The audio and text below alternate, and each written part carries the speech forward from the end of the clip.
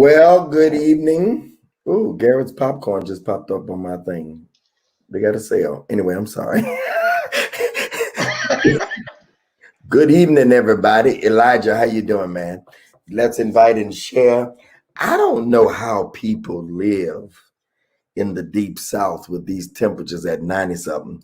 And I used to live in New Orleans, and the air is different there. I mean, you like the air conditioner. It's It's the like heat index. It's the heat I'm saying index. the air just be like, whoo. Back in Detroit, it's like, ooh. But so I can't keep it on because it bothers my head and sinus. But now it's hot in here. I've had air on all day in Atlanta at 91 degrees and the index, but I can't take that air, man. Frank, you remember how the old preacher used to say, my grandfather used to say, that air hit my head. Yeah. Well, you Yeah, ain't it's different. you got hair. But that air be hitting your head, man. Anyway, y'all come on in. There's about 70 people here so far. Hey, Angelica. Well, somebody called you. I meant to tease you. Somebody called you Angelique. I'm like, you can't see that name, say Angelica. Welcome everybody, though. Welcome to When the Right One Comes, the men's edition. I would call your mama, your auntie, your grandmama, your sister, your sister-in-law. Call all the women and tell them there's some guys. I want to know who's sharing this, and then I want to know who's here and it's your first time. You're a first-time visitor in the church. If you raise your hand, we got a gift that we're gonna bring to you. We got something we're gonna bring to your seat. Well, we're gonna put it on the screen because we social distancing. Glad to have all of y'all. Glad to have all y'all. Welcome, welcome, welcome. Sharing is caring. Shared 7 times. Look at you. I need to know who's first time. Any first time folk on here? Good evening, everybody. Welcome to When the Right One Comes. I don't know if this is safe or not because on the Clubhouse they kind of attacked me. They kind of attacked me on Clubhouse, but it's good to have all of y'all. Week number 54. Yes, sir. Okay, is it 54? Yes. Yeah. Okay. Glad to have y'all on tonight. I'm your host, and hello, Shaniqua, prophetess. Everybody, come on in. Let me do what I told y'all. Let me invite and share. This is a conversation with all men giving their perspective. Men giving their perspective. Welcome, Cassandra Jerome. Man, her first time. Yay. Glad to have you. Who else is first time? Our first time visitors, we're going to put you up on the screen and celebrate you today for visiting. Thank you, Regina, for sharing. How y'all doing tonight? How y'all doing? Y'all doing okay? Come on in. Sharon is Karen. We've been going at this for 54 weeks. 54 weeks. Thank you. Who else is first time?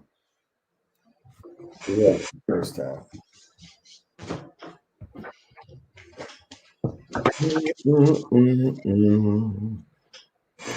Mika, please.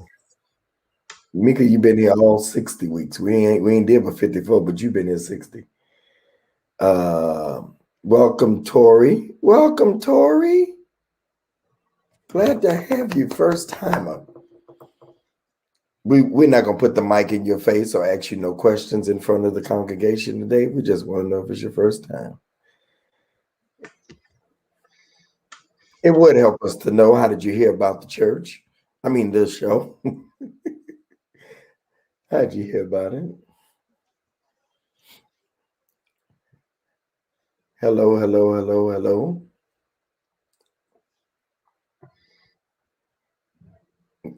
Frank, did you say stop wasting lies? Is that a new term? Yes. Stop wasting lies. I don't think I never heard that. You've been around old people too long. Stop wasting lies. Save it for something good. Oh, okay. I promise you, I have never heard that. Roger, you heard of that before? I have not. That's new to me.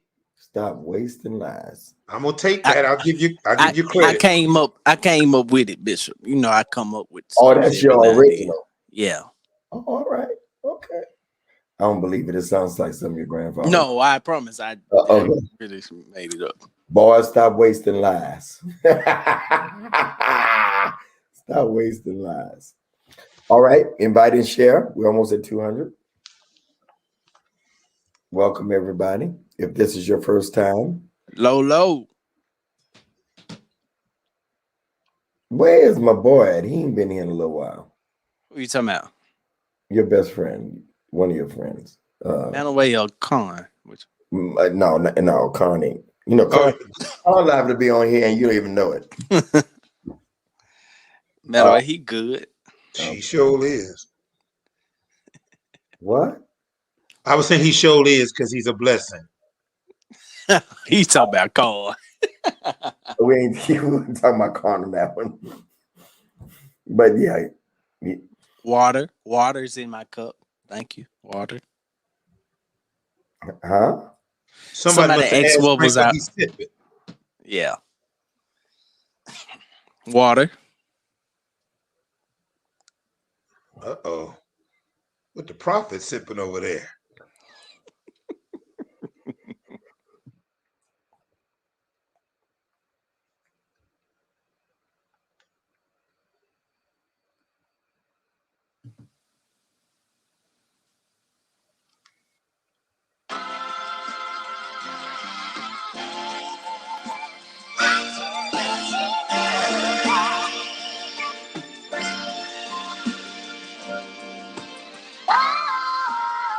It's just water, I promise.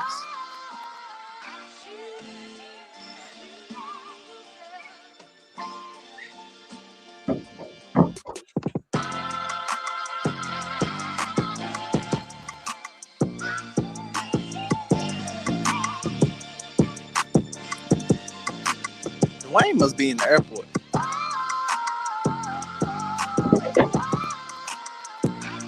He is. He's trying to come back and he's trying to get back in town.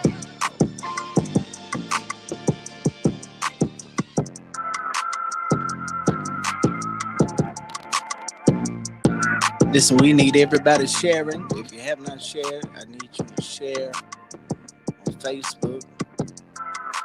Share that link on YouTube. Make sure you are following all of us on Instagram as well. I believe all of us have our Instagram handle as our name. So make sure you're following us on Instagram tonight. Shout out to everybody coming in the room. Have you tagged anybody yet? Ready to have a good time.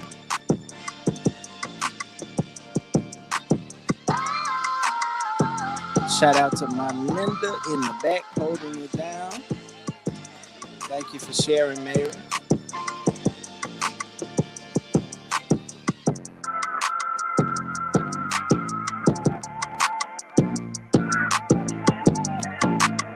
Bishop, you want me to shout out to everybody? You ready? Go ahead. No. Yeah, go ahead. I thought you were, yeah.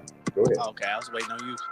You know I ain't like that. Go ahead. All right, so of course we are the brainchild of the one and only Bishop Gregory Davis. That's the man that just finished talking. We got some first timers on here tonight, so you need to know who birthed us. The one and only Bishop Gregory Davis birthed this particular show over a year ago now, but he's been doing When the Right One Comes for quite some time. But this show has been on for a year and 2 weeks. Is it 2 weeks? A year and 2 weeks? Yep. A year and 2 weeks. So this is the second season you're tuned into.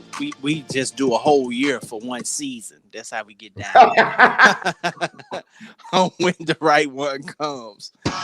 Then next to him, we got one of the original Christian kings of comedy in the building. Brother Rice, say what's up, Roger. Hey, everybody. Then in the airport, we got the one and only, my brother, Dwayne Williams. Say what's up, Dwayne, if we can hear you. Okay. What Okay, up? we What can up? hear you now. He's traveling, so we're working that out, but he's still with us tonight. We appreciate him. We got my brother Oren Perry in the building, Candyman. What's up, man? What's up, everybody? Good to see you. Then one and on the Bishop, bro, Antoine Jackson. Say what's up, Antoine. What's up, family? How y'all doing? Then we got the brother Herbert Johnson Jr. is in the building. We waiting on him to give us a third so we can call him Trey. We don't know if that's gonna happen no time soon. What's up, Johnson? What's happening, family? Then next to me, we got the one and only the Prophet. Claiborne, what's up, man? Your background's been boring here lately. It's been. I just said it today too, bro. This is the last time I got to do some traveling. But what's You up, must got family? tired of us talking about you. Yeah. Okay, I understand. It work like this sometimes. Then, of course, holding it down in the background, we got the one and only Linda Henry. I am Frank Ray III, a.k.a. Frankly Speaking, and I'm excited about this show tonight. It's going to be juicy, so I let Bishop take it from here. You ready, Bishop?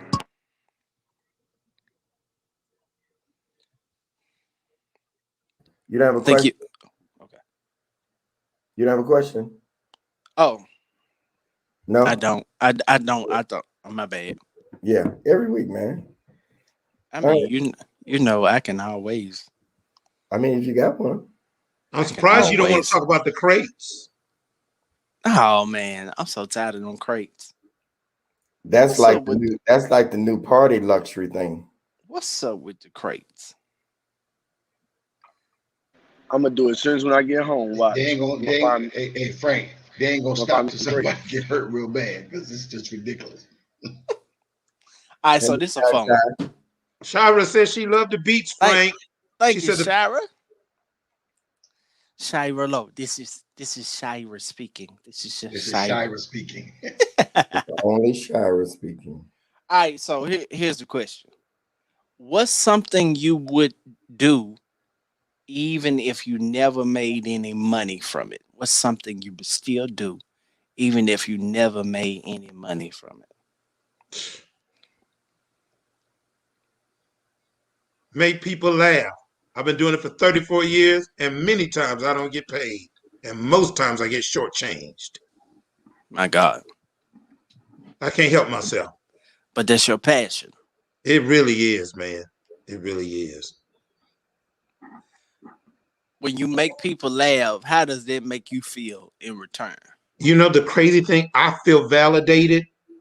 Do you know what I'm saying? It's like that one thing that I know I can do. I've been doing it since I was a kid, you know? So it's that thing to put a smile on somebody's face, to pull somebody out of a depression or a fit of anger, you know.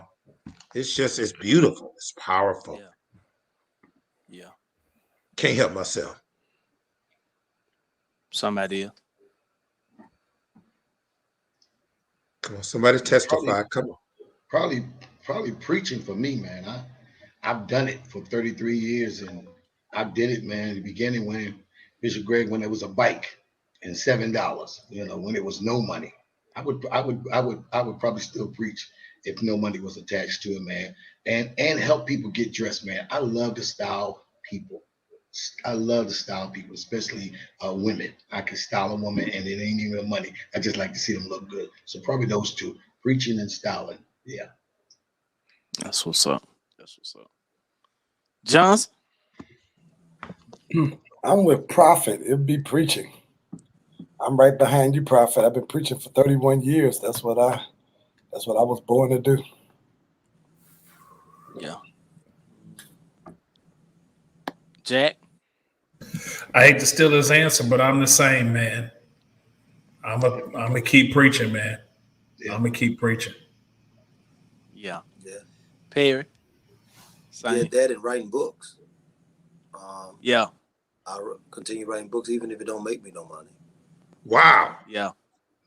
Yeah. Speaking Yeah, of books, I think the obvious answer for me is preaching too. I want to add one more. I think coaching. Coaching is something I would do and I enjoy doing.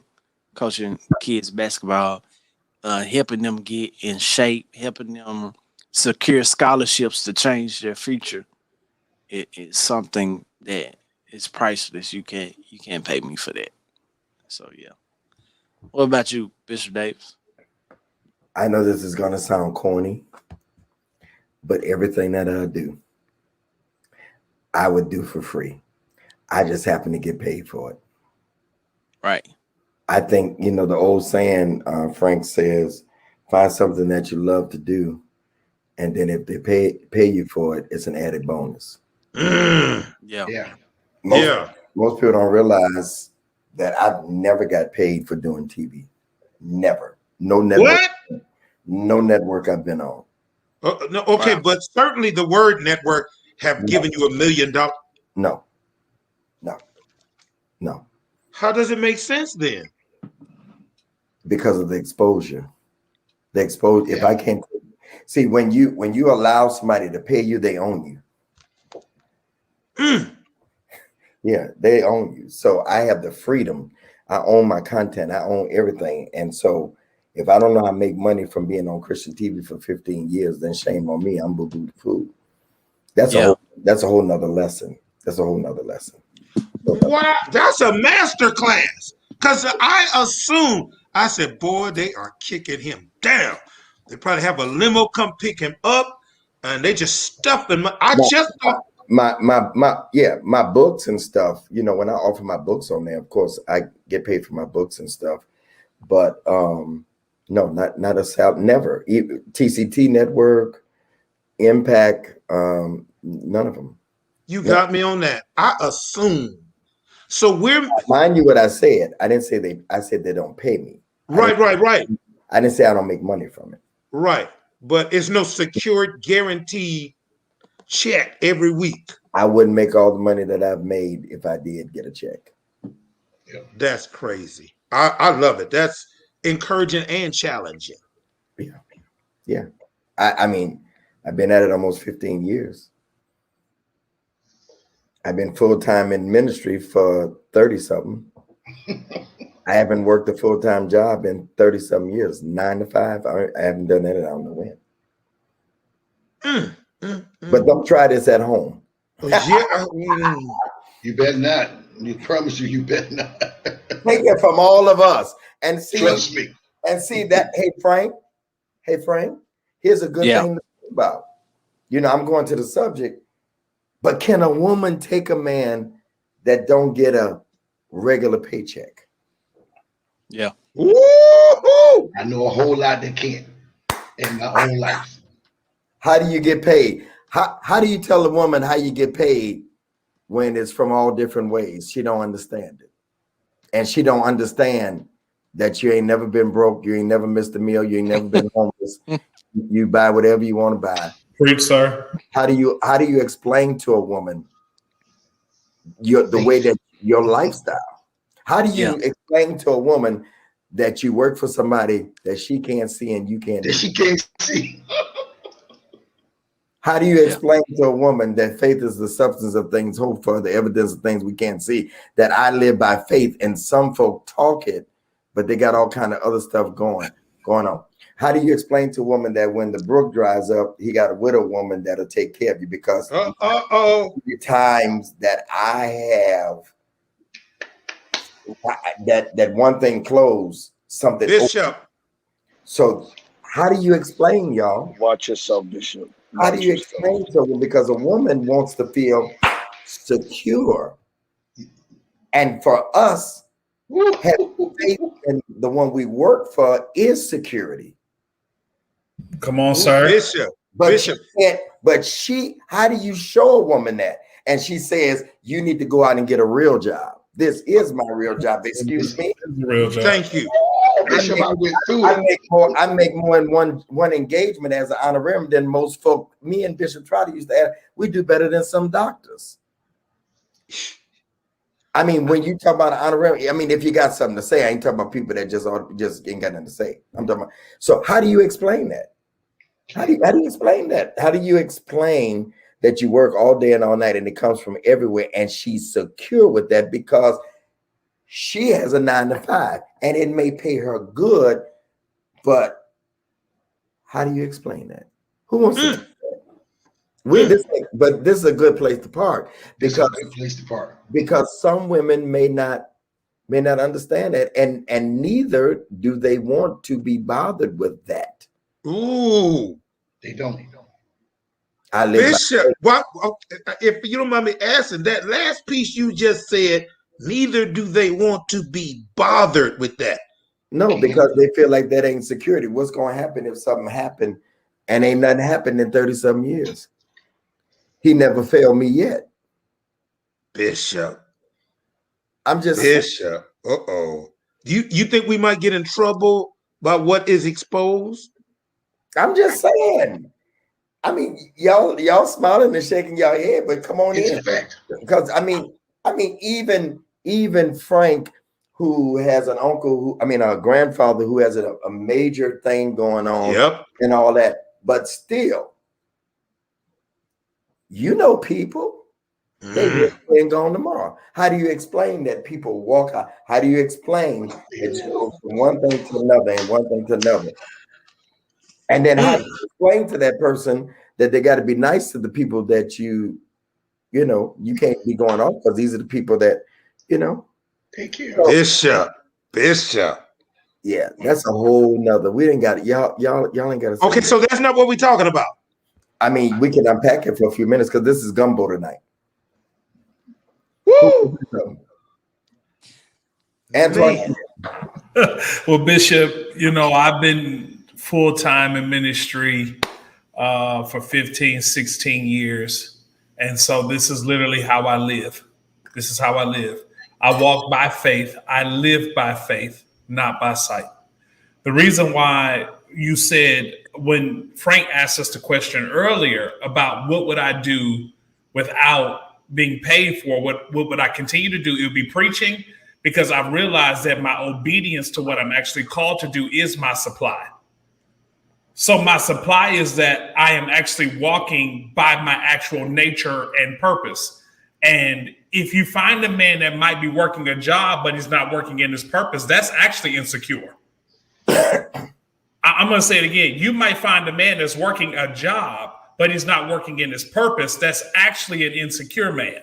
A man that actually obeys what he's called to do, knows what he's called to do, and dedicates his life to that is actually a man you can trust, because he's actually keeping his hand in his creator's hand. So for me, my resource, my supply, my lifestyle is based on me being obedient to what God calls me to do every single day, which is actually more responsibility, which requires me to be on my job, which requires me to handle my responsibility with diligence and with care and with excellence. And when other people are sleeping, I'm working. When other people at home at 7 o'clock, I'm catching a flight back home. People don't understand the things that I'm doing, maneuvering, the people that I'm in contact with, and the opportunities that come as a result of me obeying what I'm put in the earth to do. So that's just the start of that, Bishop. That's just a start for me. But did you say how you explain it? It's not able to be explained. It is something that you have to experience. So do they have to trust God, or do they trust you? Hopefully you trust me. Hopefully you see the fruitfulness of my life. Frank, that was good, wasn't it? Look, if you trust God with me, go ahead. Yeah, trust God with me, I can watch him do something significant through our partnership. Yeah. Who want to go? I don't want to talk too much, bitch, because I might get towed up and y'all have to come pick me up off my floor over here. Cause you know, Bishop, if anybody knows Mhm. what it's like to try to trust the voice of God with doubt all around you, it's me. Cause I left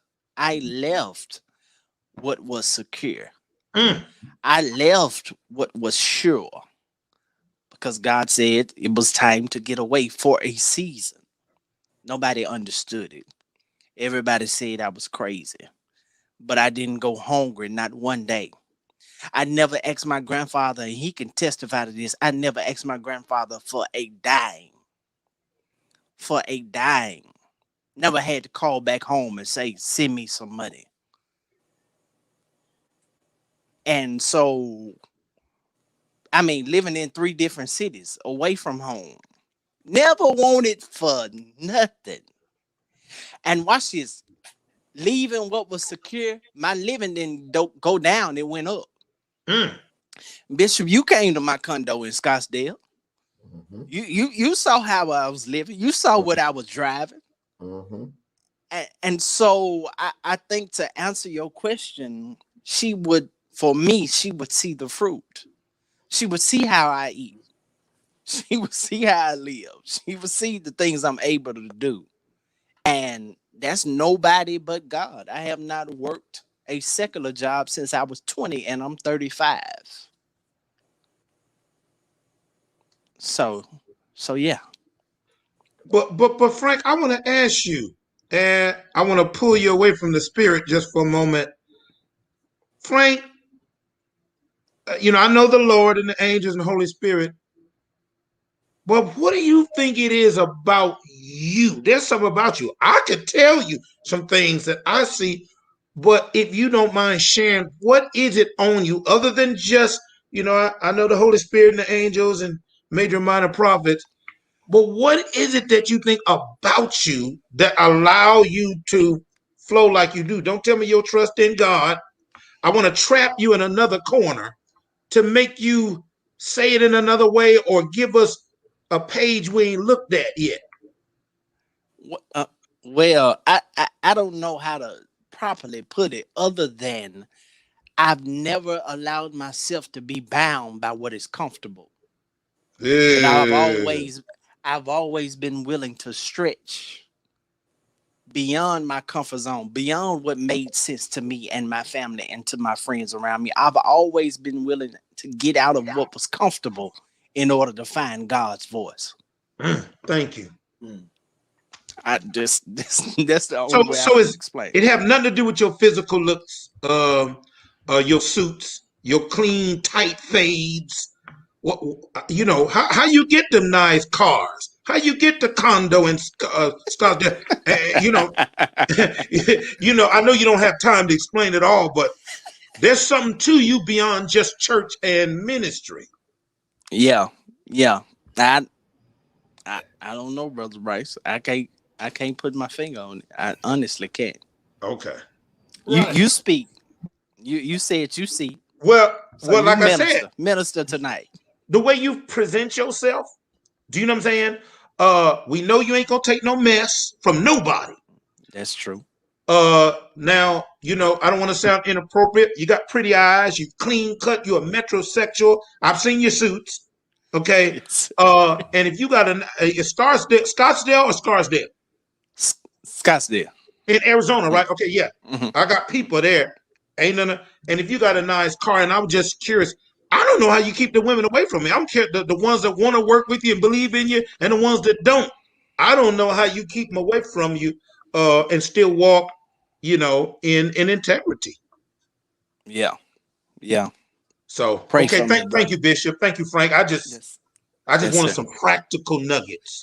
Yes. You pay all your bills on time, right? Or you make it a habit, because you can't just get a nice car and a nice place and dress them nice suits you got and that tight face, especially the side profile.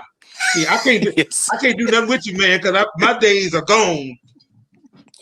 Yes. I think that if I interject, I think that when you find it's one thing, your passion is not always your purpose.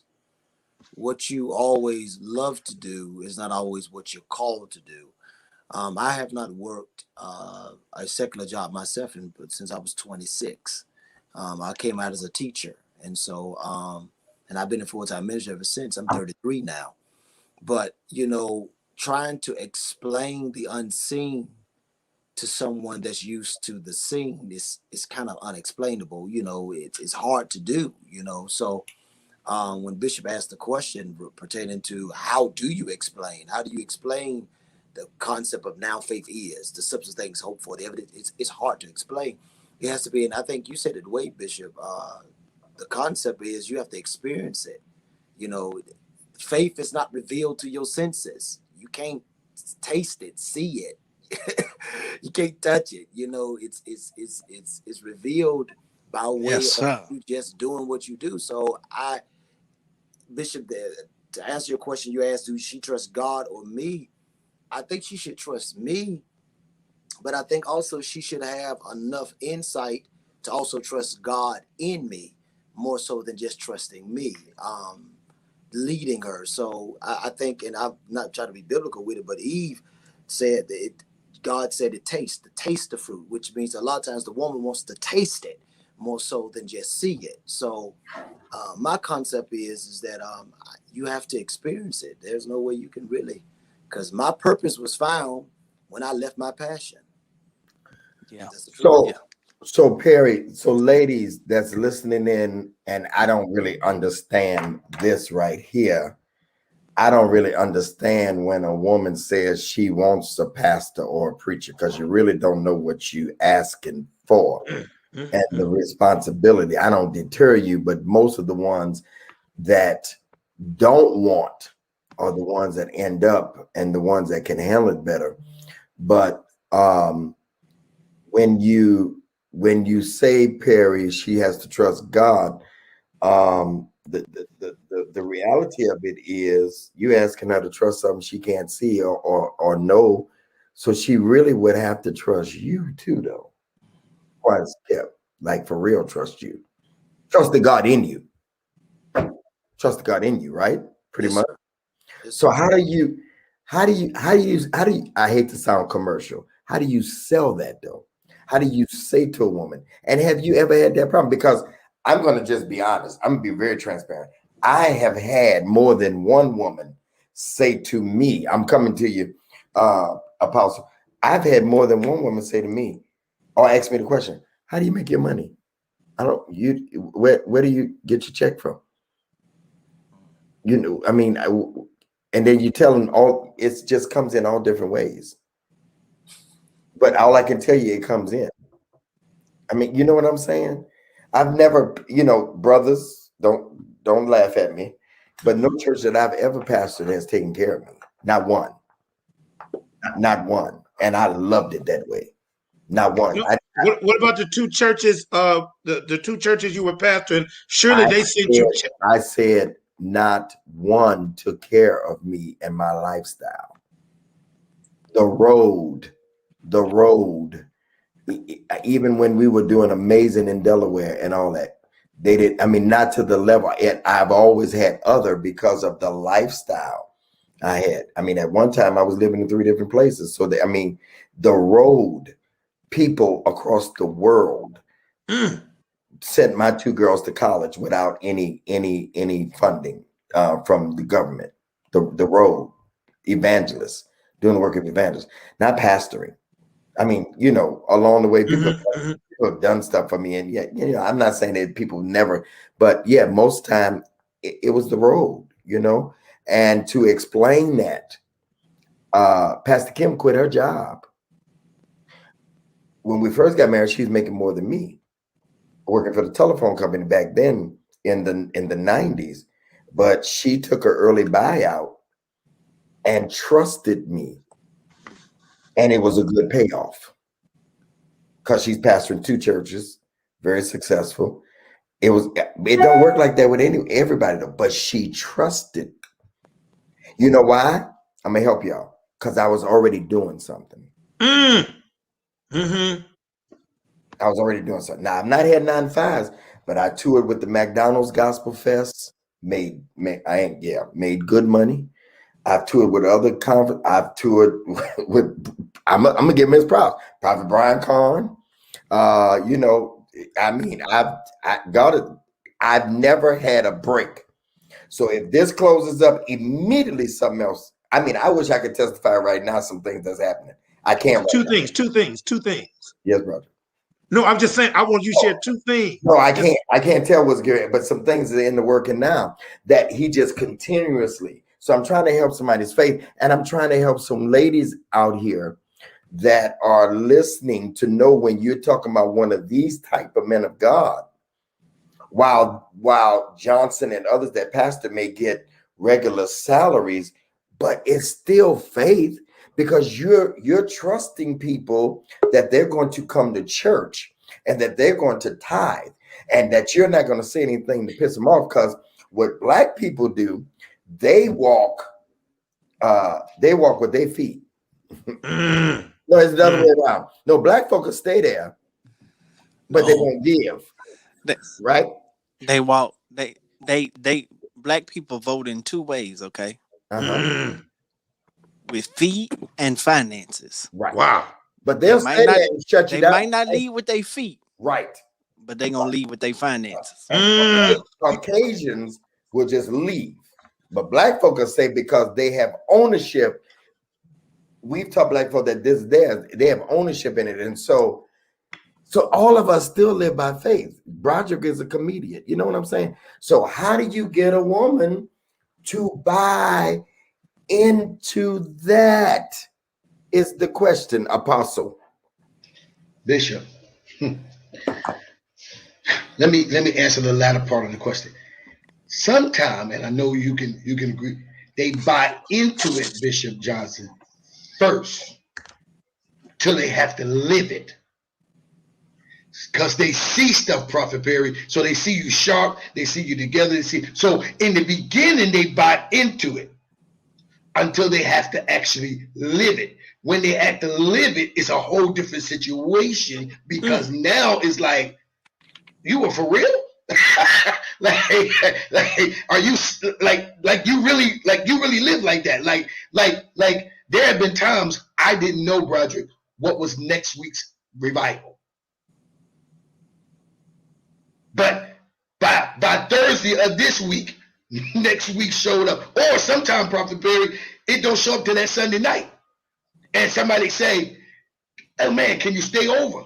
Or somebody say, man, you blessing the people so long, can you run it? How many of us, and I know, Perry and Bishop, how many of us have started and it was a 2-day thing and it turned into a week? The people don't know it was only 2 days. But it turned into a week and it was so blessed. I have been, here's the other thing, levels of faith.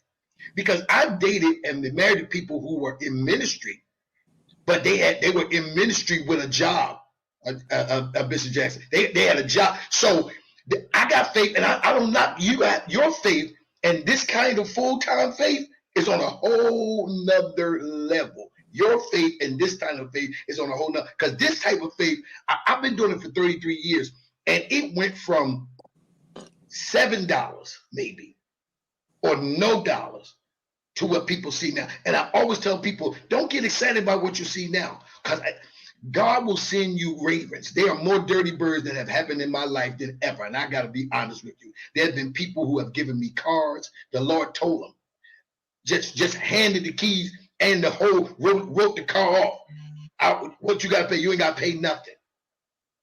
I lived in a house, Frank, that a millionaire should live in. I lived in a house with no mortgage, no rent.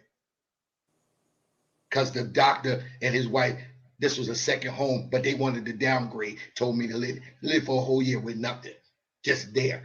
I live like a prophet, and I'll land my plane here, as they say in Clubhouse. I live like a prophet. I lived in different cities and different. Here you go, Broderick. When the Lord told me to go to Jamaica, and I stayed there for 3 years, and God took care of me with nothing. Took care of me. I had a maid. I had a cook. I had a driver. I had my own. In Jamaica, the third successful person in Jamaica is the doctor, the lawyer, and the preacher. And I lived like that because of God. So it's hard to sell it, Bishop. But when you do sell it, sometimes when she's in it, she can't see it. And I've had some women say to me, I realize I need to date a 9-to-5 guy. I need to see a guy that he comes home and he got a check. Because what do you do when that man comes on Friday and you thought you was going to have this amount of money? And like Roger said, sometimes it don't be right. And you got to keep going on. So it's hard to sell it. But when you do sell it, you got to make sure you sell it to the right woman. All y'all women that say you want a preacher, there are different levels of preachers. But this level, like Bishop say, you got to really know what you want, because this is on a whole another level, including even Joe is here. I know he got a lot of stories on business. He don't know what a show is. I used to do hair for some of the artists out there, Joe, when I first started. I know what it is for y'all to go there and think y'all check gonna be there and had to meet in the back room and it was a whole different, or the guy's like, I don't have your money. So I know Joe got some stories on the same level, that level of faith that everything is gonna be there. I land my plane.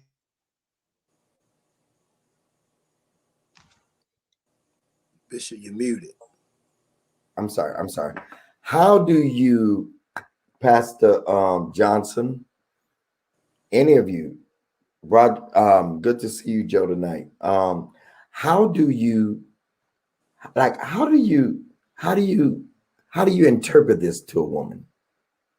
How do you convey this to a woman? How do you get the buy-in from the woman? Johnson, how do you get her to understand? Does it take a special type woman to understand this? Or do you find a woman? Because there are a lot of preachers that's looking for a woman that got her own bag and she got health insurance because the church can't afford health insurance yet, and just so many other things. How do you get a woman to buy into, even like Broderick, Apostle said, Joe works, he's a promoter. That's not a 9-to-5. I know I'm gonna get a check. That's a faith thing too. So Pastor Johnson. Bishop, something that you said earlier, I think is very key, is when they see a resume of consistency. So you are consistently bringing in money, whether it be from the road or you are leading an established church, whether it be through revivals, conferences, workshops, or even a platform like this. If they can consistently see the money. So it may be a roller coaster ride, it may be ups and downs, but as long as they can consistently see the money, they don't have a problem with it. The second thing that I discovered too is that partnership thing. There are some ladies with an established job and they can provide the health insurance while you provide the cash flow. So I've seen it done both ways. Have women ever, Frank, have women ever just didn't see it and left the person, or just like, I'm out because I don't understand and I'm just not going to live like that? Is it for them to, does that mean they're not the one, huh? That's what I would say, Bishop. Yeah. I mean, I've had women, the ex was our drug dealer. Like seriously. Because what? Why would they ask you that, Frank? Are you Frank? No. No. Joe. I'm a pusher. But not of drugs. Okay, okay. So what is it that makes them think?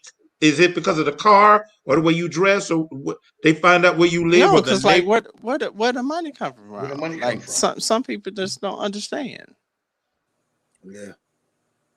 Some people just don't understand. When it's thousands, sometimes, Roger. When it's thousands, it's hard for them to see that. When a week, 7 days, and it's 10,000, they like, what? What do you do? That's the stuff I'm talking about. Or a day, or more. And it's 10,000. Yes, Okay. and it's a day. Yes. Wow. Hard to explain that. Anybody else? Okay, I just need to. Who's making $10,000 a day on this screen? Or, okay, Bishop, I know you making it. I know Bishop, he ain't gonna say nothing, but I know you making it. Maybe not every day, but that's not a miracle for you, is it, Bishop? Roger, this is not the platform for that. Oh, I didn't know. I thought we was talking. My bad. There's other ears than the ones that you see on here. Okay. Yes, sir. Yes, Okay. sir. All I right. apologize. Yes. Mhm. The Lord is kind. I've never seen $10,000 in. Joe is lying. No, he is. So, Joe, talk about it from your level, Joe. Right. I'm still trying to get the concept of what we're talking about. I'm still trying to listen. Well, but this really wasn't what we were talking about. Frank kind of asked the question, what will we do for free? And then I spinned it around and we kind of got here talking about how do you convince a woman to be with a man that don't work a 9 to 5 and makes his money the way that all of us do. None of us have 9 to 5s, including you. None of us. We don't make our money just from we're gonna get a check Friday, and then even some of us, I could probably speak for everybody without even knowing. Some of us have given up checks to sacrifice, and some of us had paid. Why are you paying all that money at the ministry? Why are you doing all? How do you translate that to a woman that I don't have a 9 to 5, but for 35 years I've been good. I've never been broke. I've never seen the righteous. How do you talk to a woman and she says she wants security? How do you tell her you're a promoter and you just do promote? You know what I'm saying? I don't know how to tell you, baby, but I've always had money. So how do you tell a woman who don't have an entrepreneur mind, but you love her, but she makes good?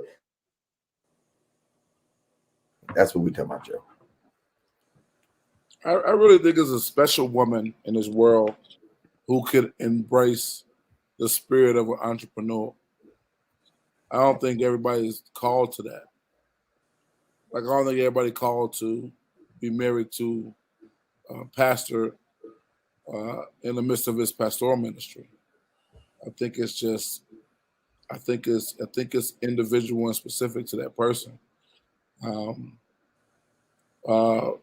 Roderick was talking about how we could see $10,000 in a day. I could see $30,000 after a event, and then for 2 months I don't see a dime. That's it. That's it. Yeah. Talk, sir, right there. It's almost like you gotta know that through this entire process that I'm gonna make sure that you're good, that everything's gonna be okay. And I think that, especially for us, those of us that are entrepreneurs that do business, we don't think about it, but at some point we got to start to be conscious on the type of security, Bishop Jackson, that we provide, even conversationally, to a person that's invested in us, because they don't understand. All they see is the nice dinners and the trips and the gifts. But they don't understand the pressures, because I haven't worked a job since 2001, but I remember, Claiborne, that there was a time that I was comfortable to know that I was going to get this amount of money every 2 weeks. Yeah. There's a comfort in that. There's a security and a safety in that. Thanks.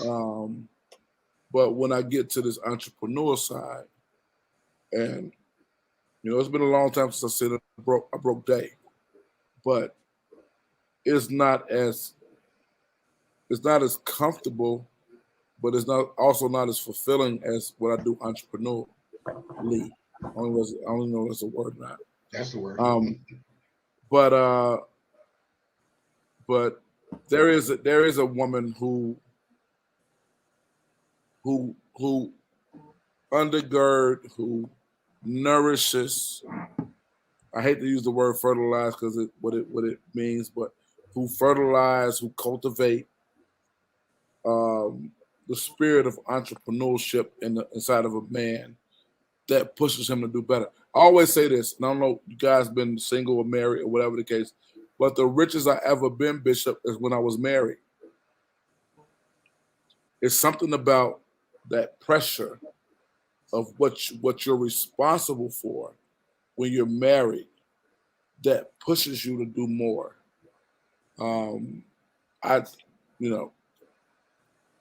I only try to just make it through the day now and just pay these bills and be able to travel and buy nice gym shoes. But I don't.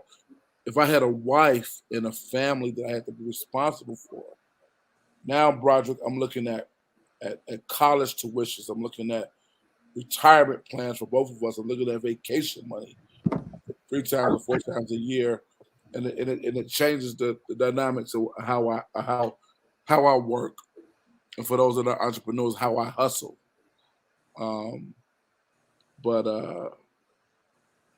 Yeah, it's hard to really communicate to somebody who only understands. Because I got my family only understands work for a job for 30 years, get a gold watch, get a little retirement plan, and a little party with a cake at the end of your thing, and then live like that.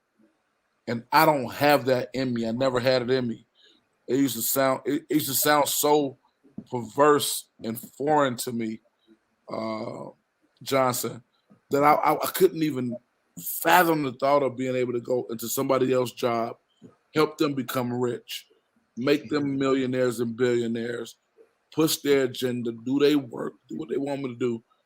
When I got all these ideas and I got all these connections and all these resources and all this stuff that I'm able to do to create wealth for my home and for my family. But I think everybody not called to that.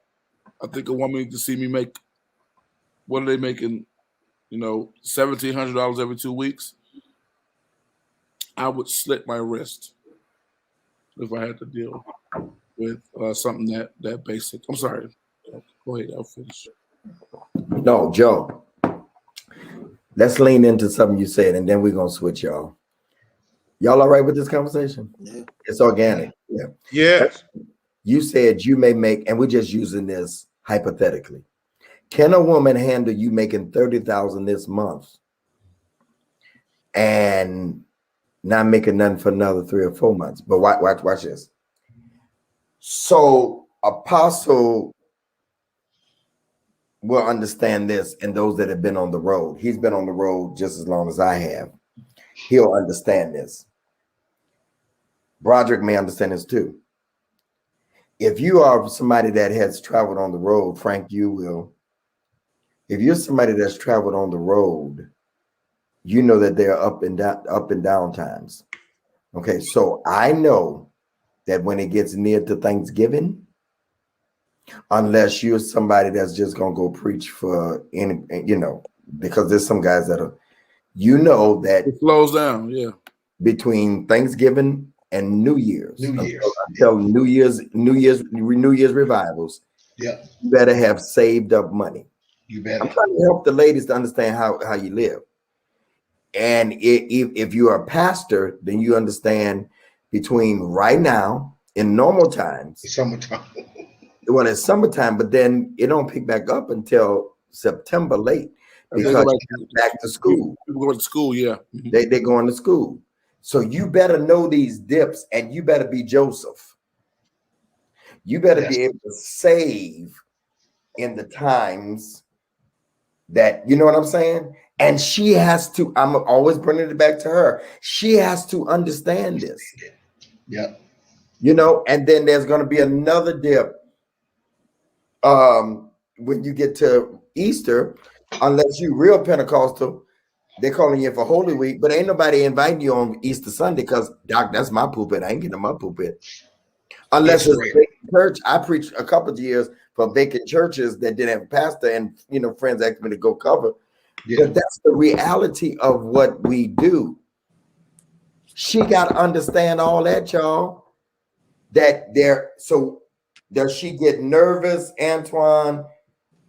She get happy when she see Joe bring that 30 in. But then they ain't none came in 2 or 3 months. That's something that needs to be discussed in the outset. And if she has a job, is she all right with, you know what I'm saying? Absolutely. But go ahead. Who wants to? Yeah, I think we gotta be sure that we communicate that even though we might have good living going on, good living does not equal easy living. Say that again. Good living does not equal easy living.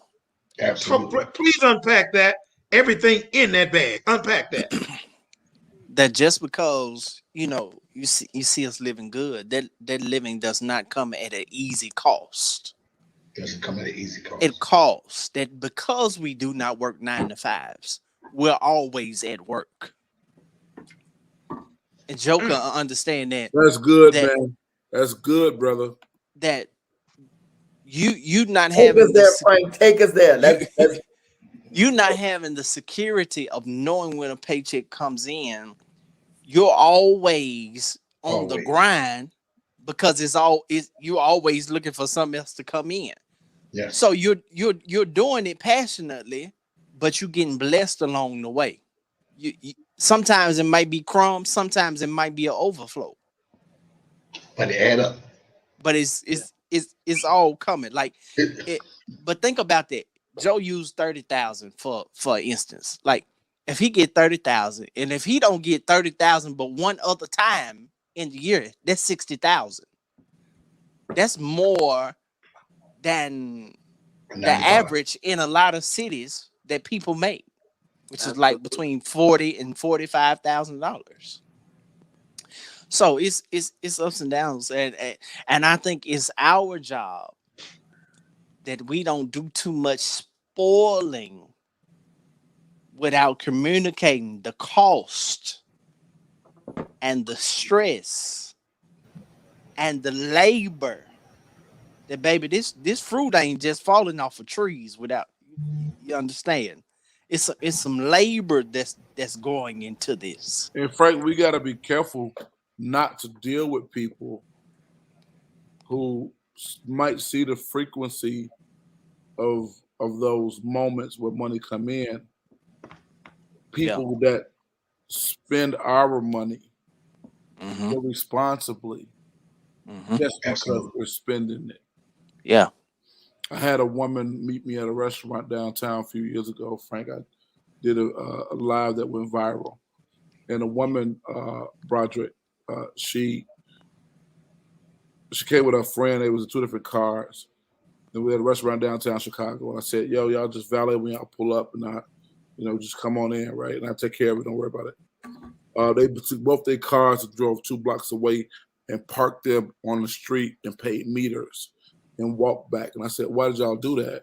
They said, because we didn't want to put all this cost on you, that you had to spend all this extra money on our cars.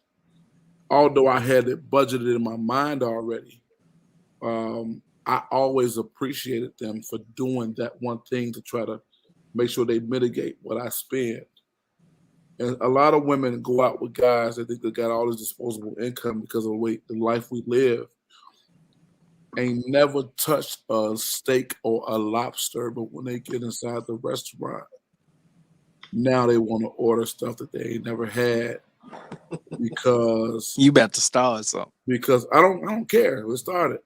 Because you want to spend my money irresponsibly, even though I might even be a person that's potentially good for you in the future. But because we're in this phase of talking, and now you want to spend my money irresponsibly, if you think that I might be something good for you, and don't even think about it in the beginning, even when you enter the relationship and you still spending my money irresponsibly because you don't really care about our future or my future or what's happening with me. All you see is what's in front of you. And only dogs eat everything that's in front of them. Yeah. And so are you a human or are you a dog?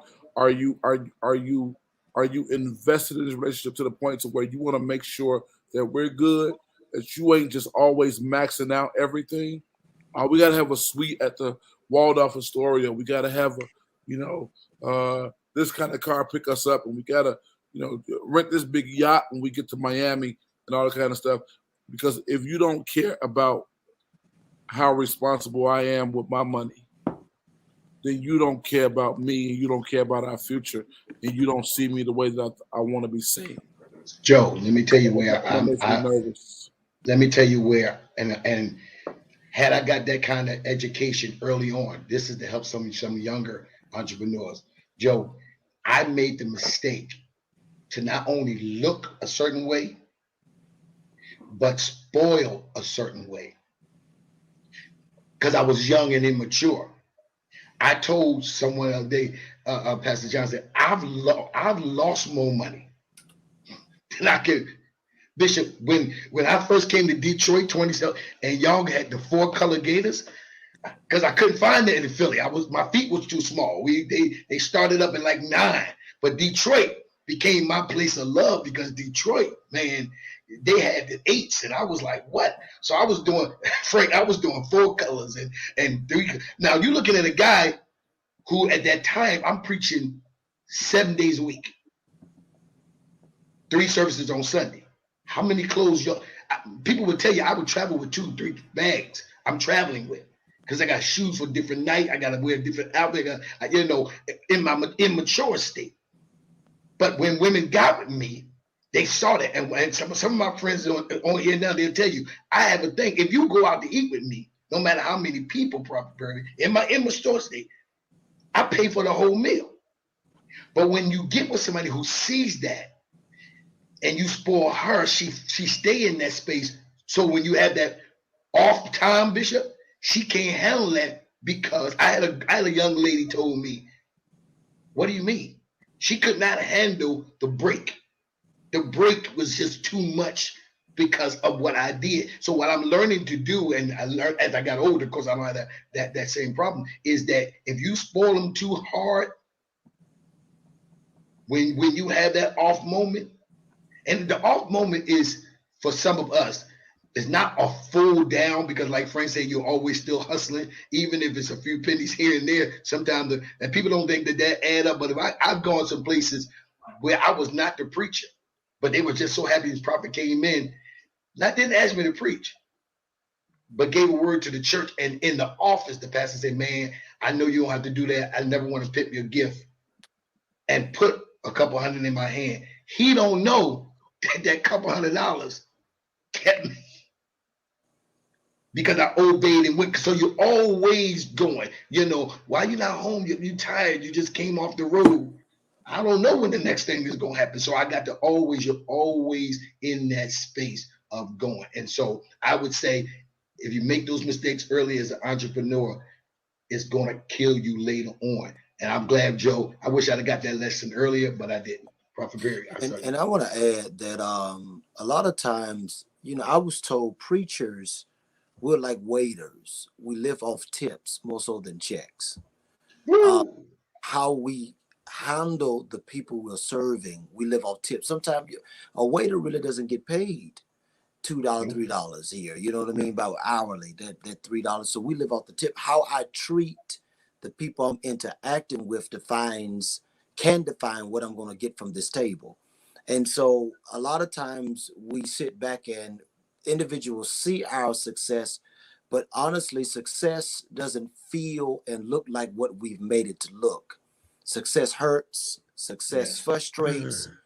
Success can feel you on this side and starve you on that side. Yes.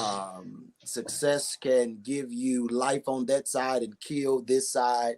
So it's a plethora of perspectives of success. So success really doesn't feel and look like. So when people see preachers or a woman sees an entrepreneur, or in this case, us preachers, they can get blinded by the illusion of success, but it's an illusion until you get up on it. It's and it can really deceive you. It can really mess you up. It's like Peter, you know what I mean? Walking on water. You just got the step.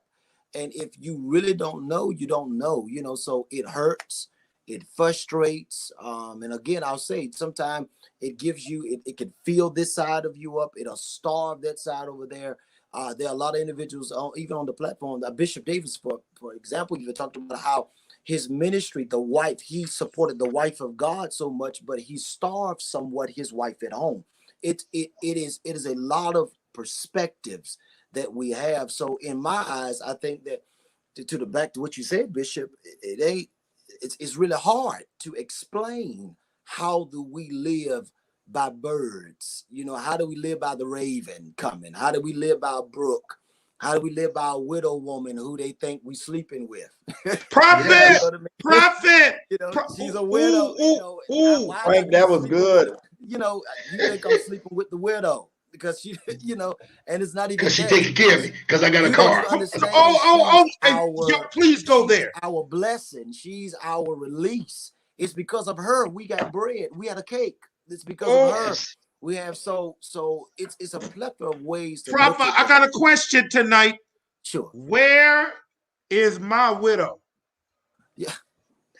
And the I need a concept widow. about it- and see that's the thing. We hear that, but at the same token, but a lot of times it's hard It to is. have someone with you that can see what you see, hear what you hear, and not be able to say, okay, I trust you. And Bishop, you said that because again, I always say you can love me and not trust me.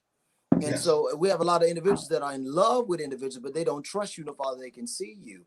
And Yeah. and because of insecurities, because of whatever you've experienced, because of the highs and lows of where I am, you can end up mishandling our next meal because you're hating the widow that's gonna save us. You killing the widow.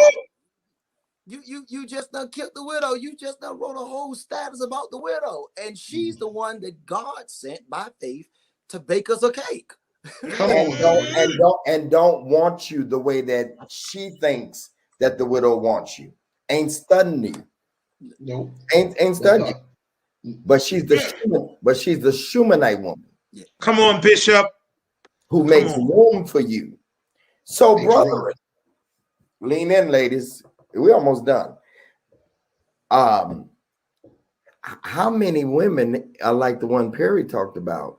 Ladies, y'all listen. Hey, Tabitha, that have messed up because they really couldn't handle the assignment and they couldn't wrap their minds around. They couldn't wrap their minds around the way you live, the way we live it. Yeah, Bishop. I don't know how we got here, but we here This one what we supposed to. I sent y'all what we was talking about. because literally in the spirit, I just was hearing how many women have missed their brook because they wouldn't go with. How many women have missed their ravens because they wouldn't go with. Absolutely. That many of them are in a place of starvation because they missed their opportunity to go when they should have went. Yes.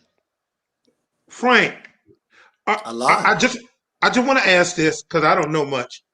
Are you saying, and I think Prophet, are you saying provision is seasonal?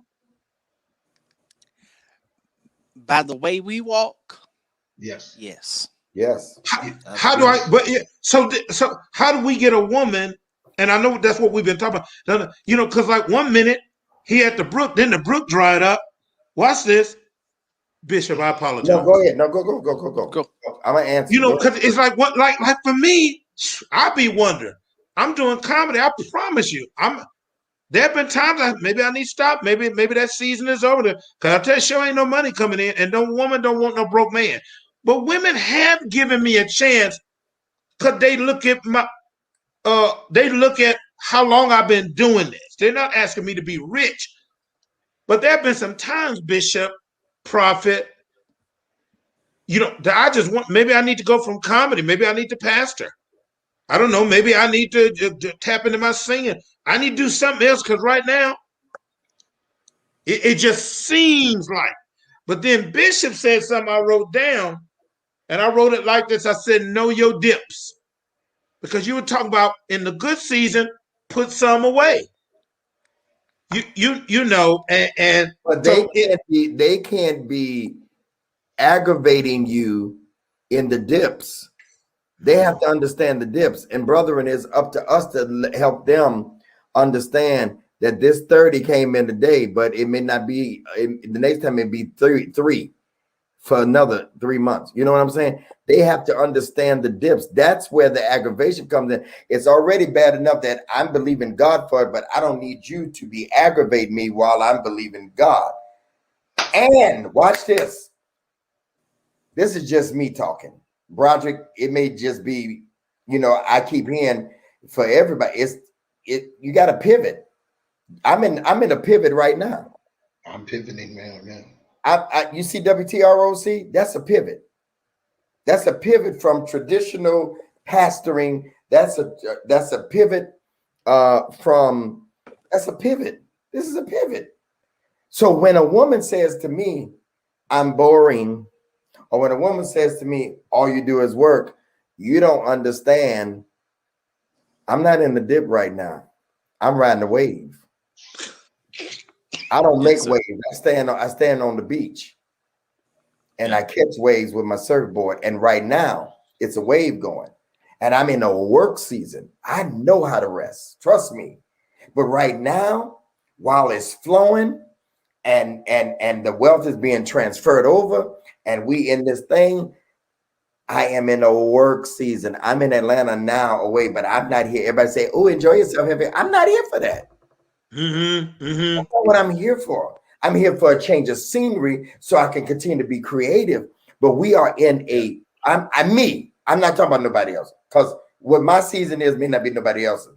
But for a woman to tell me you don't know how to enjoy yourself, I done traveled almost every 50 state there is. You know what I'm saying? I've had a good life, but I can go to anywhere. But right now, I'm stacking. I'm like the girls that be on the phone with the thing. Hello, this is the bills. Yeah. These notes. Yeah. You know what I'm saying? And so to have a woman that don't understand that and that's saying, you know, that's yeah. Yeah, but so bitch, maybe this conversation ain't even for them. They just get a chance to eavesdrop, and this is really, maybe it's really for us. Maybe this is just our counseling and therapy and ministry session to each other, and they get an opportunity to participate in the backdrop. Because I cannot tell you how many times, because like you said, I had to make a pivot. So I went from living one way to now I still live all right now, but I ain't like I was in Scottsdale. But it's for a purpose. It's something else brewing on the back end of this. You get what I'm saying? And so all of us have been in their seasons. And so in those seasons, you got to be careful who you have in your ear. So maybe it's not us that's defected because we're not married or we're still single and waiting. Maybe God still got us waiting because he know that if we get out of the waiting season, we'll get distracted because of our love, and we really want to do her right. We really want to do her right. So we might be willing to make some compromises and some sacrifices off of the streamline of where our faith really is just to appease her. Yeah. It's just flowing, Bishop. Somebody got what I'm saying though. Right. And Frank, let me throw this in too. Never allow a woman to make you abort your calling and your assignment. Yeah. Absolutely. Because our blessing, our promise is fulfilling their calling and assignment. I say that because my pastoral resume has been like this. I pastored a church with 1,500 members, which was an all Anglo church, wealthy church. I was also had to plant my first church with only 18 people. Then I pastored a church that was the fastest growing church in the city. I grew from 1 service to 3 services. Then I'm pastoring an institutional church. So the income is like this. You got the dips, you got the highs, and you got the lows. But I've had somebody to tell me in my dips, well, you should go and get a real job. So what I had to tell them was, I have a real job. I just need to go and get a real woman to match my real job. God. See, that's what I'm talking about. Talk, Johnson. Yeah. When a woman tells you that. Huh? When a woman tells you that, that's where I wanted to get to. And I didn't say, but I've had women tell me that. Yeah. Yeah. Well, I've they had didn't them tell tell me me that now, too. but they used to tell me that. Yeah, Right. they kind of believe it a little more now. But I'm just saying, what do you do when a woman tells you that? Like, go get a real job. I don't understand it. Y'all, I can't tell y'all how many times in this season people who knew where I was before I moved back. Why you crazy? Why would you move back? What were you thinking? Hmm. What you were going? So you have to fight against all of that to stay Yeah. on the streamline of your faith. And I know Absolutely. Jack can relate. I know Jack can in planting and going through a divorce and having a daughter. And I know he can relate. Yeah. All I Hey, say, man, don't let Esther steal your crown. You know, that's because when you refuse to make decisions and do what you need to do, there's Last time you're gonna be always out. someone that will stand with you. Go ahead, Bishop Jackson. You got it, man. I have so many thoughts about this. That excuse me for being quiet because I'm literally musing. I'm literally musing because this is legit my life today, how I live. And you know, when I tell a woman, you know, ministry is my job. This is my life. This is what I'm going to do with my life. But I also understand that what I need to actually be good at what I do is a partner. And now this will probably make sense, Broderick, when I say this all the time. When I say, for me, my primary need from a woman is peace. This is why I say this. The reason why that is my primary need in a partner with a woman is because that is what causes me to be productive. Without the peace, I am not productive. So if a woman does not have the conflict resolution skills, it'll cause me to go in an uproar because my life is a system. There are seasons when it's a tornado, there are seasons when it's a hurricane, then there are seasons when I'm in the eye of a storm and it's silent.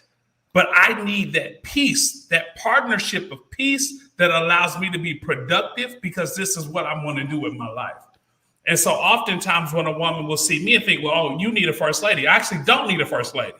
Oh, you need a pretty woman. I actually don't need I need you know what I'm saying? Like I need one that I'm attracted to. I need a Tracy Ellis, right. I need one that I'm attracted to.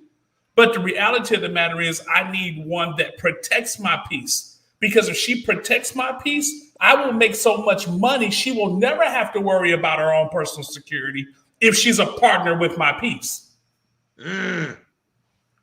So, Jay, Go ahead, Joe. You on mute, Joe. You on mute. You on mute, Joe. You're on mute. I'm sorry, I apologize. So, having faith in God is not enough. You kind of got to have faith in me too. Yep. You kind of got to know what you attach yourself to. You gotta You know. gotta pick up with what kind of guy I am, and that come hook or crook, come hell or high water, we not missing no meals, we not getting evicted, none of these cars getting repoed, and you gonna still be able to hit the mall occasionally. So you gotta believe in the person. Kanye said in the song, when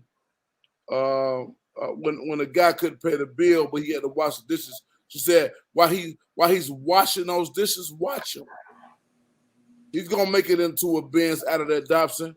Look at his ambition, baby. Look at his eyes. So you got to be able to see the ambition and the hustle and the strength inside the man that you're attached to.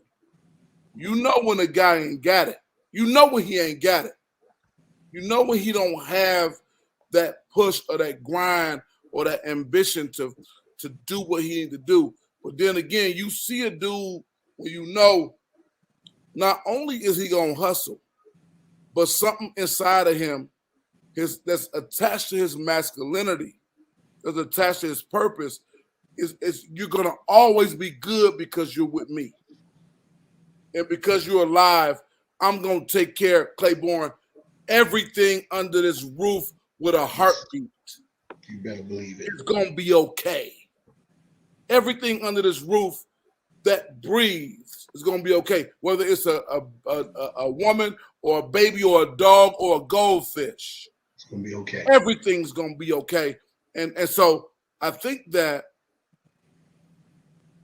men have a responsibility to, whether subconsciously or not, project that, and women have a responsibility, subconsciously or not, to discern that, so that we'll be making the best decisions when it comes to stuff like this. Yo, and I also want to say this because I think we have a faulty definition of the word work. Because we think that the word work itself means it has to be hard, when the word work comes from this term ergon, which means to become.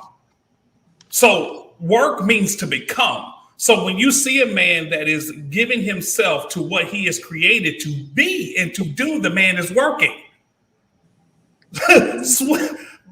Fish don't go to swim school. Birds don't go to flight school. They swim, they fly. I preach. Because I know what I'm called to do, that I'm supplied. Hey, Jackson. Yes, Please sir. let them know that there's a difference between. I'm sorry, Joe. I'm sorry, Joe. The preacher in me just got happy, brother. Yes. Let me go back on mute. He didn't kill me tonight. No, he did good. I just need to know, and I'm not a preacher. I'm the only one on here that's really not a preacher. Broderick is a part-time preacher. Bootleg. But you bootleg. Bootleg. Go ahead. But my question is there a difference between work and a job? Absolutely. Absolutely. Y'all get that mixed up. There's a difference between what's work and a job, and they don't intermingle. I ain't had a job in 35 years. Bishop, I had a job since 2001. I know it means different, but I don't. Yeah. I wouldn't know what to do with a punch clock. I'm with you, Joe. I haven't had a real job since 2001. Yeah, if you're looking for a man that got a job, I don't think none of us would be the ones. Now, if you're looking for somebody that work, we ain't the right ones. Yeah. And then see, we work all night though. We some of us don't sleep. We were working. Bishop, like you said, it's 12 o'clock. That one video, that video should go viral for around the world. That one video you did, it was about lonely, but you talked about some other stuff. You said, I'm just getting in the bed.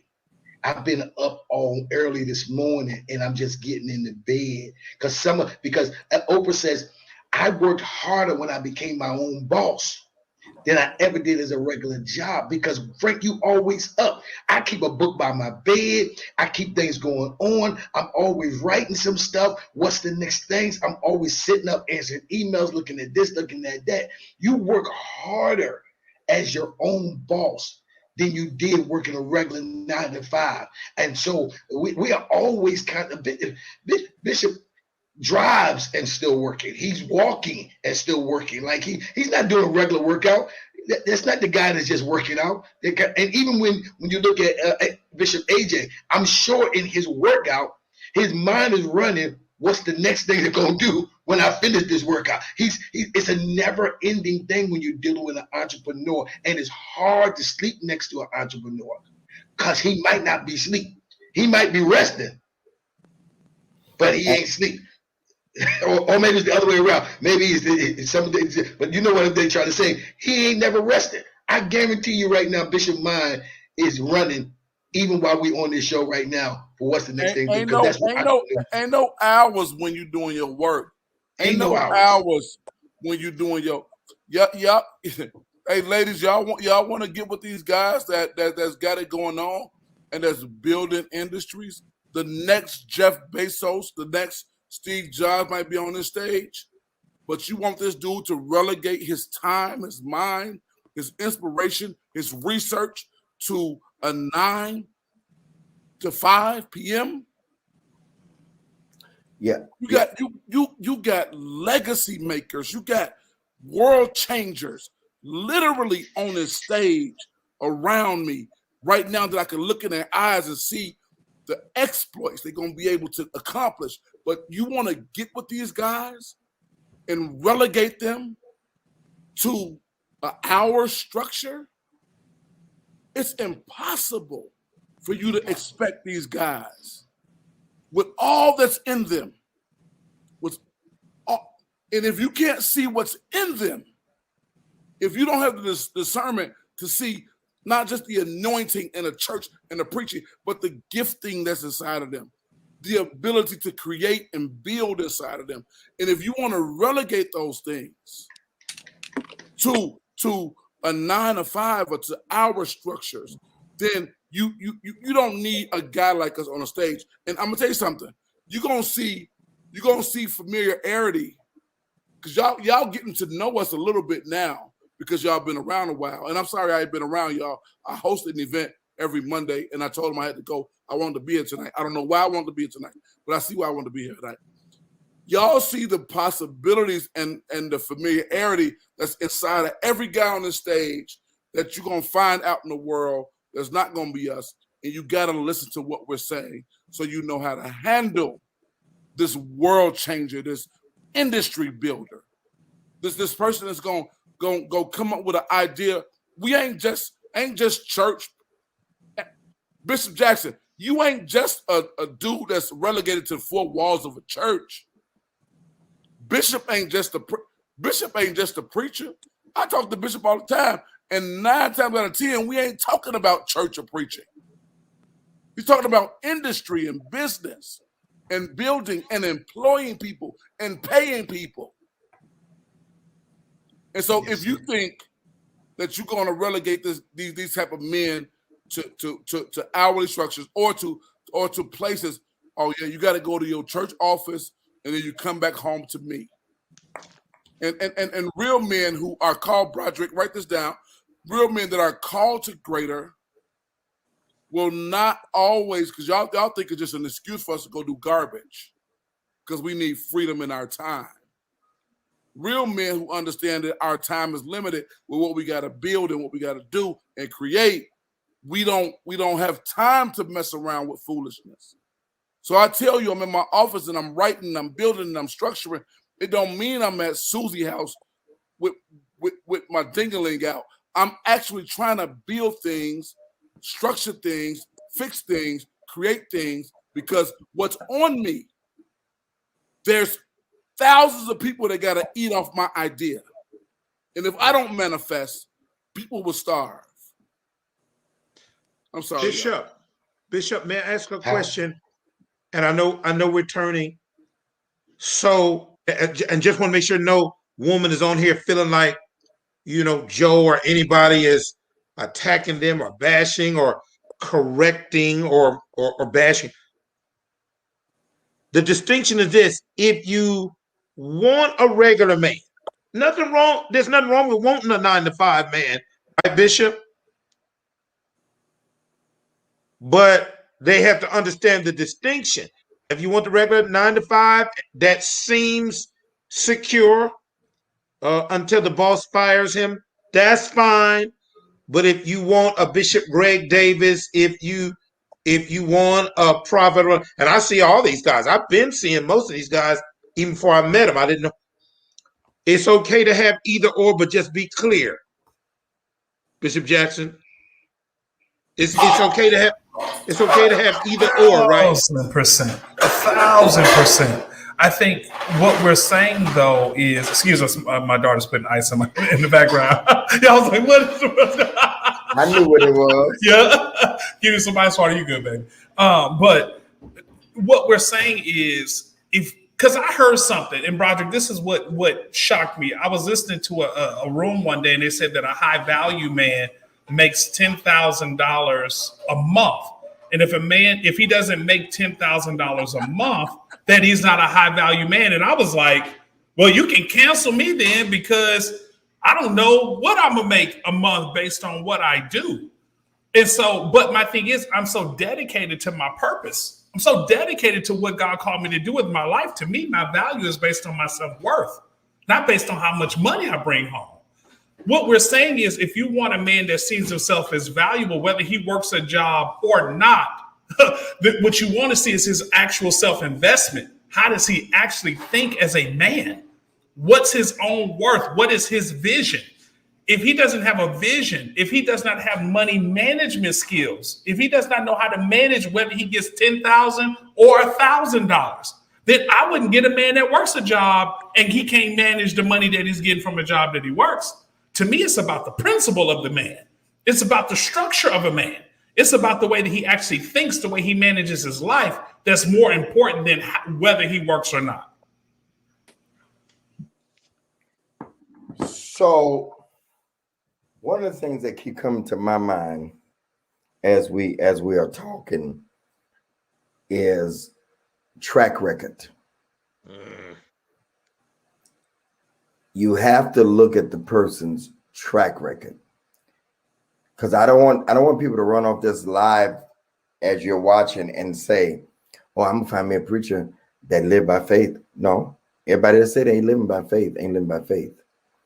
Living by faith ain't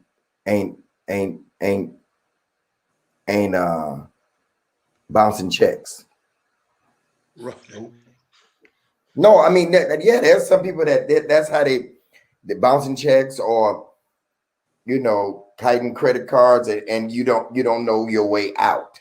No, living by faith is really living by the drumbeat of God, because then you got to add to something that we're missing. You got to add to the entrepreneurship, Perry, faith.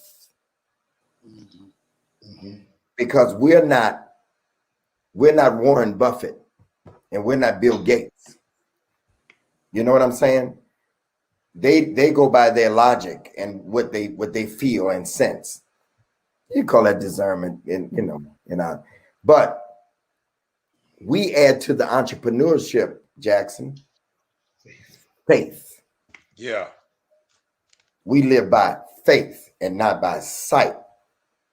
And so you have to find somebody that's willing to live by faith with you.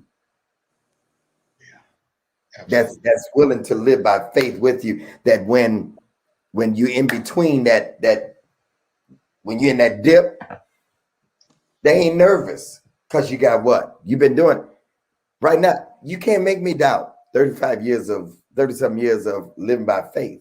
Not me. Not me. No, you can't make me doubt. I know too much about him. But come on, Ray. You can't make me doubt him.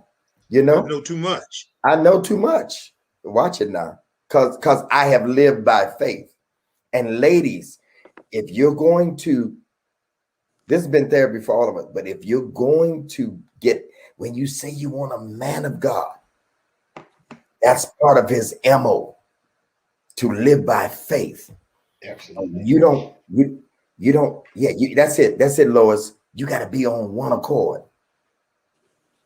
You got to be on one accord. You got to be in harmony, that you're believing God with him and not aggravating and saying, so what we going to do about this? What we going to do? No. You in faith with him.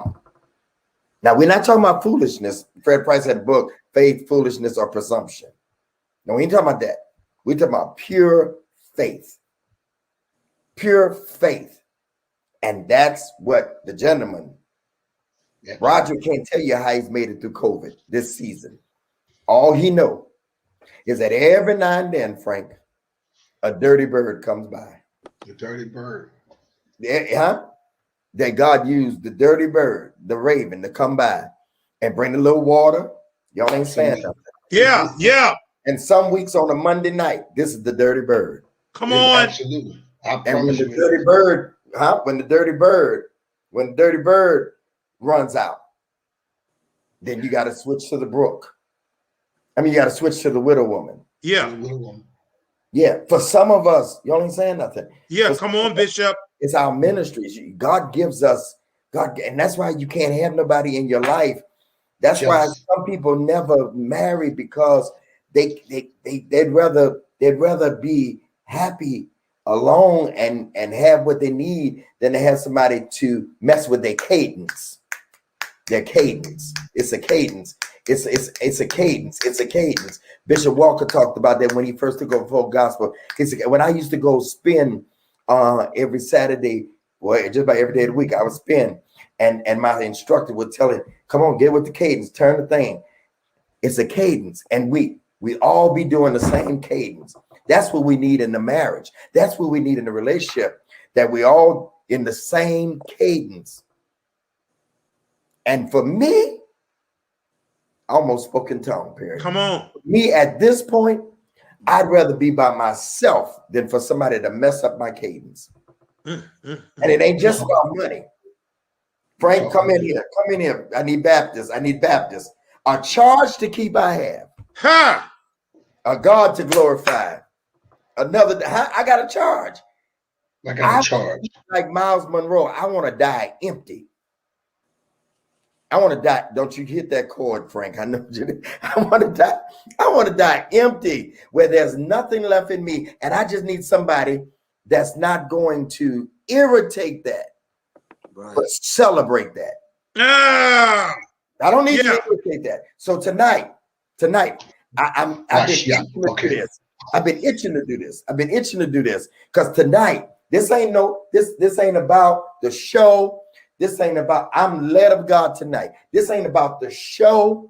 That's why I've been irritated, because I just been aggravated, because I don't want nobody to take it the wrong way, because I feel a God moment. And ladies and gentlemen that's watching, ladies and gentlemen, I feel the energy of faith in the house tonight.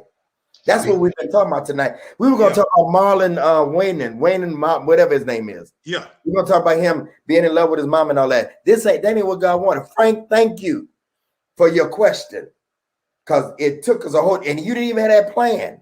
That's when the Spirit of God is moving. Absolutely. So tonight, I want those of you that are watching. Thank you, Shira. You gave $100 already. Thank you, brothers that already gave. But I want everybody. I know it's week 50. It's really week 55. I just checked. I apologize. Oh, it is 55. Yes, sir. You know what I was about to say? I don't care if it's week 54, but the Lord told me to ask for a $55 seed. Wow. And it means double grace, double favor. It ain't got nothing to do with the weeks. It has to do with the faith seed tonight. What do you believe in God for? What are you trusting God for? Some trust in horses, some trust in cattle, but we will remember that the name of the Lord is a strong tower. I don't mean to preach. Preach, please. What I hear tonight is not just about relationship. It is about you having faith.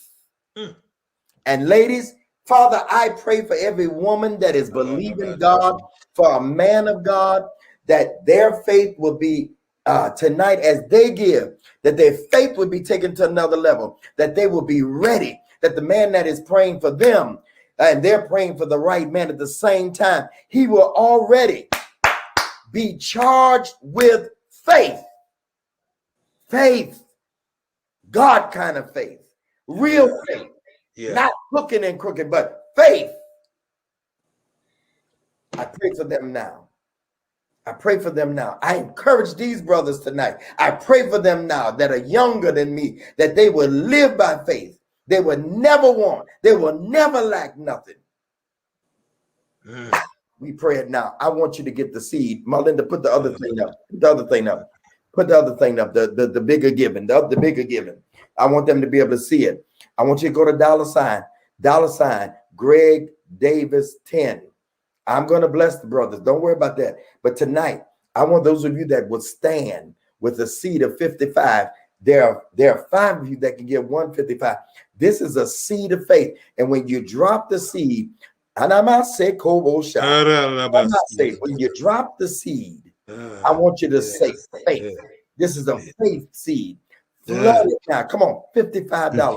This is my faith. My faith looks up to thee, O Lamb of Calvary. God, increase my faith that I'll be ready for the man of God that you have already ready. I got to have faith before I get to him. I can't have faith when I get to him.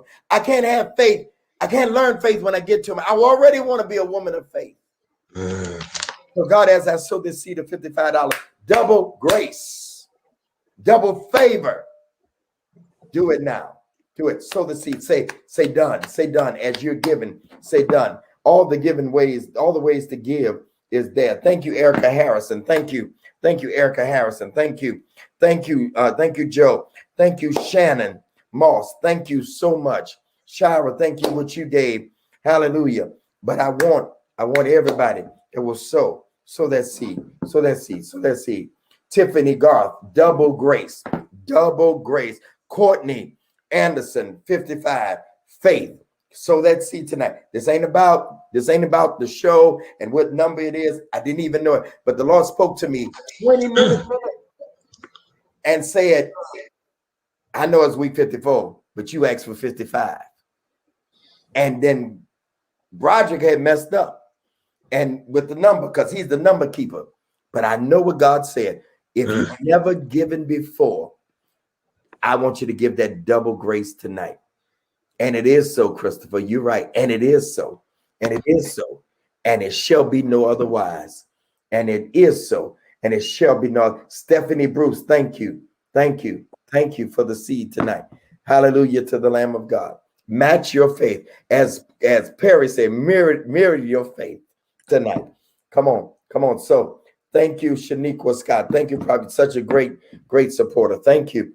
Thank you. Come on, y'all. Come on. There are some of you, the Lord has instructed you to give more, to give it. This has been a ministry tonight, not just a show, but it's been ministry. It went a different way. I promise you, we were going to talk about compromise. We're going to talk about other stuff. And I talked to Joe before this thing, and I heard noise in the background, and I just thought he was talking. He said, tell her to send me the thing tonight. I said, Joe ain't getting on. But he had to get on because he had a testimony tonight. Because he lives by this also. He lives by this also. You ain't got no 9-to-5ers on here. You ain't got nobody is a 9-to-5er. There's nothing wrong with it. Let me say that again. I need you all to sow tonight. I need you all to sow 55, 55, 55. Come on, sow that seed tonight. Believe God. Believe God, you'll be established. Believe his prophet. Renee Jones, thank you so much. Such a great supporter and follower. Thank you so much. Prophet Perry, you want to say anything? Or Prophet Claiborne, either one of y'all. Go ahead, Prophet Claiborne. I'm telling you where this went, Prophet Perry. Tonight, I did a Zoom call before I came in here. Thank you, Stephanie Edwards. Go ahead. I'm sorry. No, you're good. And what the Lord kept saying was the shifting of the atmosphere from people who, so Joe kept talking about world changes, but that's what I kept telling them, that God was using a different group of people now. And he was using people that would step out into a place that was unusual. And I kept telling them, I said, people picked on Peter, but what happened to the other ones that sat there? They couldn't understand this step out. They couldn't understand this move of God. And I'm telling you, when people trust God to this level, you're going to see something. I know that Frank said it, it may be for us, but you know what I heard, Frank, prophetically? That there are some people that needed to hear our stories because they've been wanting to step out. I'm sorry, Prophet Perry.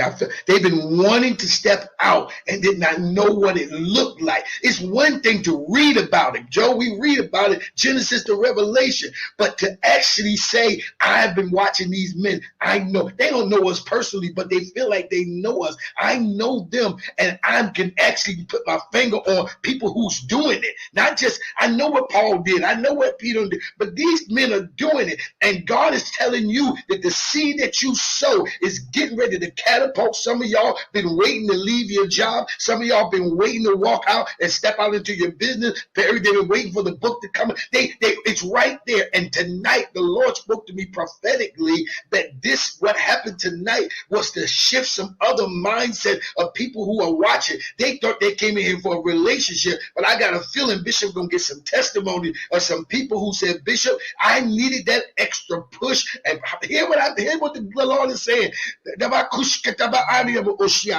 there is about 10 of y'all that if y'all would try, well, I'm sorry, y'all know how I gave some time, probably, that the Lord said there's about 10 of y'all that if you would trust God with 155. Why 155, prophet? Because that 100 seals that is complete. I'm completing what the Lord is going to do. There is 10 of y'all, if you would jump out there right now. Don't think about it. Don't question it. Write the check right now and say, I'm moving it because the Lord is saying, this is for you. You needed to hear all these men say what it takes to do and trust God and faith in God. And the Lord said, Bishop, more than you can imagine is going to happen tonight. Not that you can imagine, but the Lord said, I want to show you that that what I promised to do for you is going to be even greater than this. And God is doing it tonight. This is the word of the Lord that the Lord spoke to me.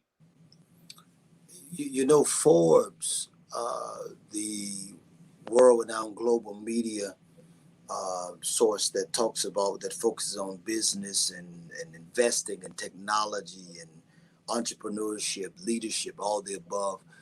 They've coined this statement called entrepreneurial faith, where they say that an entrepreneur have to have faith. Isn't it amazing how a third party don't even believe like we believe speaks of faith?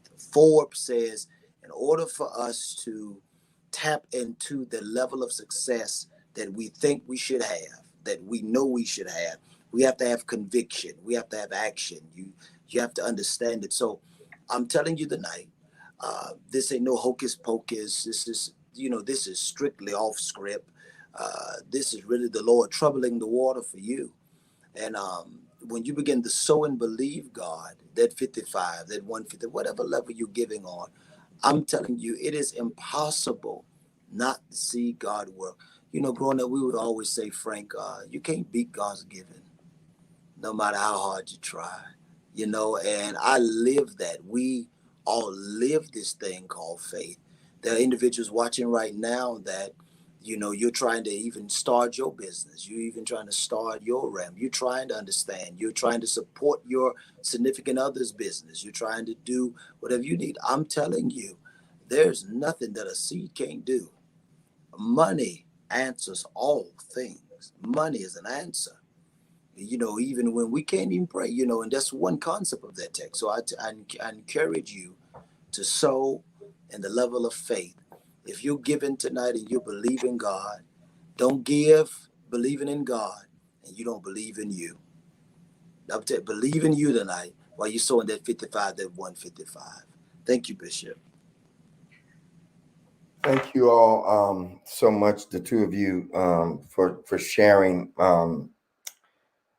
All I know is what I heard, and it's up to you to respond. The $55 tonight, double grace. Thank you, Tamara Lotz, Misha Brown, Stephanie Edwards, Renee Jones. There are, and I know Prophet Claiborne heard from God. I know there are those that are supposed to give that 155 tonight. And this is beyond just trying to raise money for the show. This is a seed of faith tonight. I live by seed time and harvest. You show me a seed, I'll show you a harvest. You show me a harvest, I'll show you a seed that was attached to the harvest. And so today, I pray that the Lord will move on you. There are at least 5 more of you that can give the 55 tonight. The enemy will always try to hinder you. Well, this ain't nothing but a men's show. I ain't going. No, if you didn't hear God in this tonight, even the way the conversation went, it was a God thing, because this was not my own expertise of just being a great host. This was spirit led by God tonight. So sow that seed of 55. $ Greg Davis 10. PayPal, contact Greg Davis. All the giving is up there. Pastor Frank, you take it and close it how you want to close it, sir. You started this. Man, I don't know how we got here. All I know is we got here by the Spirit of God that led us in this direction tonight. I was ministered to tonight. Tonight, I feel like I got my why. I got my why tonight. I had been praying, asking God some things. Why this? Why that? Why this has not transpired yet? And tonight, out of all y'all mouths, I got my why tonight. Because it was gonna cost too much. It was gonna cost too much. I was gonna be too distracted because of where my heart is. because of how I love people, how I want to do right by people. So y'all can decode that how y'all want to, but I got my why tonight, and I'm grateful for that. I'm trying to quit. I don't want to talk too much, bitch. Cause I'm really full. I'm really drunk. And not with bourbon or gin or vodka. I'm serious, y'all. I'm really drunk, and I'm really fighting back tears tonight because I really felt God on this conversation tonight, and I feel God. Wow. Let it flow, Frank. Even now. No, this ain't. So Perry, you take us on out. I can't keep talking, Bishop. Seriously. Yeah, again, Frank, I could feel God too, and I think it was just not, the statement "physician, heal yourself" tonight really was for me. I could really feel from each one of you all's conversation of also why I haven't done. It really hit me. And so again, I pray that while you all are sowing, while you're giving, that you will tap into this, because this is not just a conversation, but it's healing, it's therapy, it's ministry, it is strength, it's healing, it's wholeness in it. And so I encourage each one of you all to continue giving. And I want to say this. I want to thank Bishop Davis for being a voice that can hear God, because sometimes we can do things and we turn around and the physician gets sick. We forget that, sometimes physicians get sick, and we up here are physicians in our own right. So I want to thank you so much, Bishop Davis, for hearing God tonight with this. Again, you all continue sowing. We speak the grace of God over you, and Bishop Davis will say prosperity will be at your borders. And we speak the word of God in your life now, Bishop Davis. I'm done, y'all. We're going to leave the giving information up for those that didn't want to miss nothing you want to give. Do so. Marlinda, thank you, as always, for being all of our boss in the chat. But seriously, love all of you. Joe, good to see you tonight. Pastor Dwayne just landed, and so that's why he's not on. But you all continue to give. The giving information will be up in a few minutes. Love you all. Appreciate you all. Good night, everybody. Good night, Bishop. Good night, brothers.